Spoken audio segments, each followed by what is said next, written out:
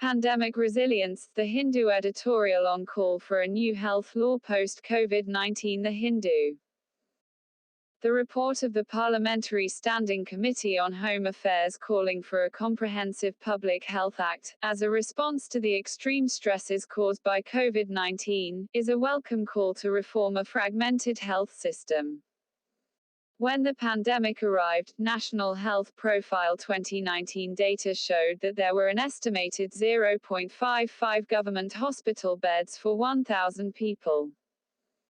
Prolonged underinvestment in public health infrastructure thus left millions seeking help from a highly commercialized private sector with little regulatory oversight. The situation was even worse in rural areas, where care facilities are weaker, and urban workers fled to their villages, afraid of the cost of falling sick in cities. Acknowledging these distortions, and the inadequacy of existing legal frameworks, the panel has called for an omnibus law that will curb profiteering during such crises and provide robust cashless health insurance.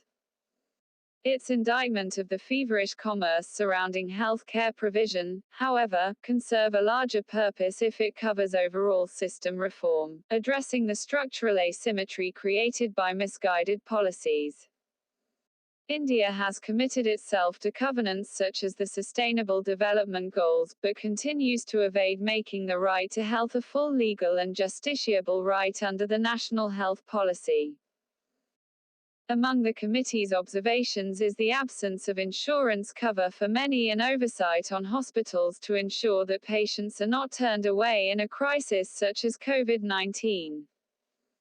While the panel is right to view this as a breach of trust, one of the pandemic's impacts has been a staggering rise in premiums, especially for senior citizens, of even up to 25% of the insured value.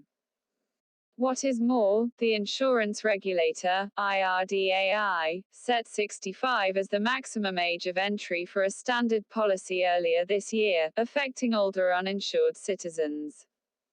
Such age limits must be fully removed. The answer to creating an equitable framework lies in a tax-funded system, with the government being the single and sole payer to care providers. This is a long-pending recommendation from the erstwhile Planning Commission, and should be part of any reform. The government, as the single payer if not sole care provider at present, would be better able to resist commercial pressures in determining costs. This is equally applicable for central procurement of essential drugs, which can then be distributed free.